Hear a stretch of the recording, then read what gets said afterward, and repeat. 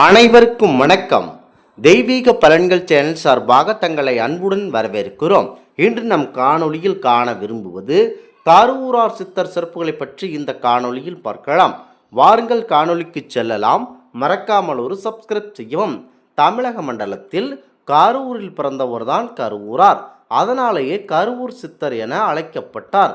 கொங்கு மண்டலத்தில் சதகம் என்னும் நூலில் கொங்கு நாட்டில் வாழ்ந்த சித்தர்கள் வரிசையில் இவரை பற்றிய குறிப்புகள் இடம்பெற்றிருக்கிறது. தமிழ் இலக்கிய வரலாற்றில் கருவூரார் சித்தர், கருவூரானார் தேவர் என்னும் பல பெயர்கள் இவர் இடம்பெறுகிறார்.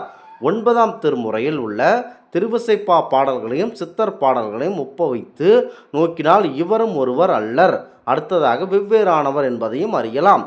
நெல்லை தலபுராணம், கருவூர் தல புராணங்களில் இவர் பெயர் பற்றிய செய்திகள் அறியலாம். கருவூரார் தல புராணம் இவரை அகத்தியரோடு இணைத்து கூறுகிறது. எனினும் பல அகத்தியர்கள் இருந்ததாக எண்ணப்படுவதால் இவரின் காலத்தை அறிவதும் கடினமாக இருக்கிறது.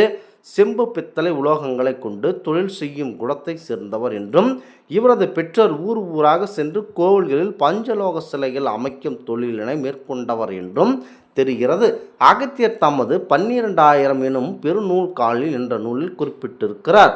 தஞ்சை கோவில் சோழ மன்னன் பெரிய ஆலயம் ஒன்றினை உருவாக்க எண்ணினான்.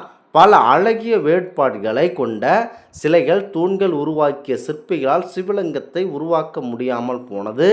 இதனை அறிந்த போகர் காகத்தின் காலில் ஓலை கட்டி அனுப்பிய கருவூராரை தஞ்சைக்கு வரவழைத்தார். கருவூரார் வந்து சிவலிங்கத்தை நிறுத்தச் செய்தார் என கொங்கணவர் வாத காவியம் இந்நிகழ்ச்சியை குறிப்பிடுகிறது. தஞ்சை ஆலயத்தில் கருவூரார் சிலை இன்றும் உள்ளது. கருவூரார் வாத இலக்கியம் வைத்தியமைனரு, யோகநானம் 500, பலத்திரட்டு, குறுநூல் சூத்திரம், பூரணநூல், பூஜா விதி, கற்பக விதி, மெய்ச்சுருக்கம் போன்ற இவர் இயற்றிய நூல்களாக இருக்கிறது. கருவூராருக்கு இவர் திருக்காலத்தில் சமாதி அடைந்துள்ளார். இவர் அருள் புரிந்து வருவராகவும் கூறப்படுகிறது. அந்த இடத்தில் கருவூரார் சித்தர் கொங்கு நாட்டில் உள்ள கருவூரில் பிறந்தவர். இவர் பிறந்த ஊரோடு இணைத்து இவரது திருப்பெயர் கருவூர் தேவர் என அழைக்கப்படுகிறது. இவரது இயற்பெயர் இன்னதென்று அறிய முடியவில்லை. இவர் அந்தணர் குலத்தில் தோன்றியவர். வேதகாகலை மகளை பற்றியும் கற்றுத் தெரிந்தவர். மிக பெரிய யோக சித்தர்.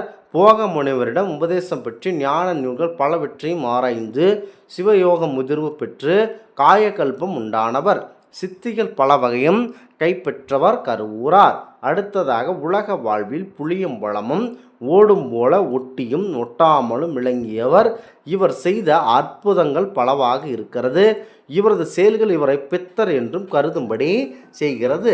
கருவூர் சித்தர் கொங்கு நாடு, வட மாநில, தொண்டை நாடு போன்ற நாடு முழுவதும் முதலிய இடங்களில் உள்ள தலங்களில் தரித்து கொண்டு இருந்திருக்கிறார். தென்பாட்டி நாட்டு திருமடைவரூர் சென்று இறைவனிடம் திருவடி சீட்டை பெற்றார்.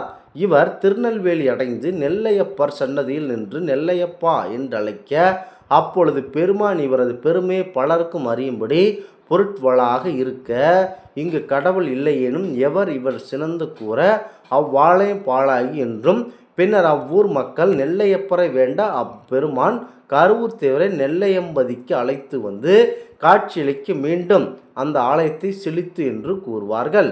கருவூர் தேவர் நெல்லையிலிருந்து திருக்குன்றாலம் சென்று அங்கு சில நாள் தங்கியிருந்து பொதியமலையை அடைந்து அகத்தியர் தரிசனம் பெற்றுள்ளார் என்பது குறிப்பிடத்தக்கது.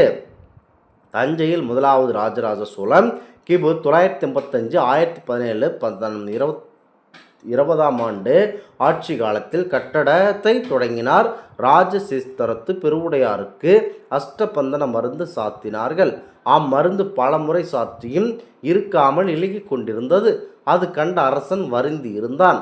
அதனை அறிந்தபோது போக முனிவர் புதிய மலையில் இருந்த கருவூர் தேவரை தஞ்சைக்கு வருமாறு அழைப்பித்தார். கருவூர் தேவரும் குரு ஆணைப்படி தஞ்சை வந்து பெருமானாரால் அஷ்டபந்தன மருந்து இருக்கும்படி செய்திருந்தார். தஞ்சையில் நின்று திருவரங்கம் சென்று பின்னர் தம் கருவூரை வந்தடைந்தார்.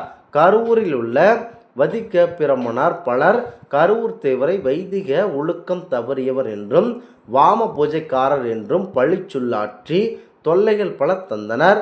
கருவூர் தேவர் அவர்களுக்கு பயந்தவர் போல நடித்து ஆழ்நிலை ஆலயத்தை அடைந்து பெருமானை தழுவிக்கொண்டார் என்பது புராண வரலாறு.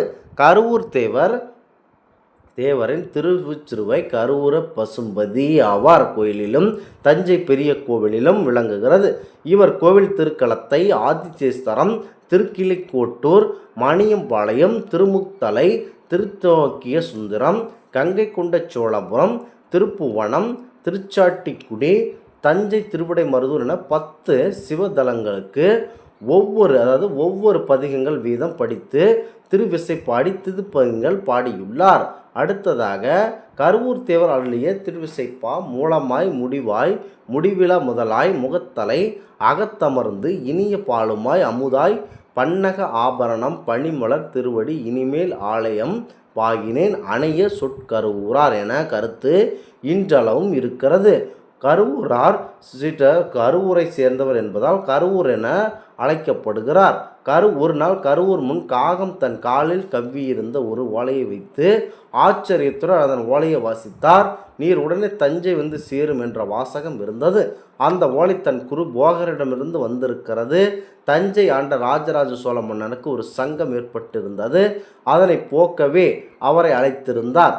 தஞ்சையில் ராஜராஜ மன்னன் கட்டிய பிரம்மாண்டமான சிவாலயம் கட்டியிருந்தான். சிவலிங்கத்தை பிரதிஷ்டை செய்ய அஷ்டபந்தன பலமுறை அவிழ்ந்து இலகி பந்தனம் ஆகாமல் போயிற்று. கோவிலுக்குள் நுழைந்த கருவூரார் சிவலிங்கத்தின் அருகில் சென்று பார்த்தபோது அங்கே அஷ்டபந்தனம் செய்ய விடாமல் ஒரு பிரம்ம ராட்சசி தடுத்து கொண்டு நிற்பதை கண்டதும் மந்திர உச்சாடனம் செய்து அதன் மீது காரி உமிழ்ந்தார். கருவூரார் வாயில் எச்சிப்பட்டு தீ புசுங்கி பிரம்ம ராட்சசி கருகியது. அதனால் பிறகு அவருக்கு அஷ்டபந்தனம் செய்து சிவலிங்க பிரதிஷ்டை அபிஷேகம் செய்து வந்தனர். சிவபெருமானின் 5 முக்கியமான ஈசானம் தத்புருஷம், அகோரம், வாமதேவம், சத்யோசம், அண்ட மந்திரம் உபதேசித்து நிறைவு செய்தார். அன்றாட்சமான மந்திர இயற்கை சீற்றங்களில் இருந்து காப்பாற்றும் என கூறப்படுகிறது. இந்த ஆன்மீக தகவல் உங்களுக்கு பிடித்து இருந்தால் தெய்வீக பலன்கள் சேனலை கண்டிப்பாக சப்ஸ்கிரைப் செய்து கொள்ளவும். மீண்டும் ஒரு நல்லதொரு காணொளியில் உங்களை சந்திக்கிறோம். நன்றி, வணக்கம்.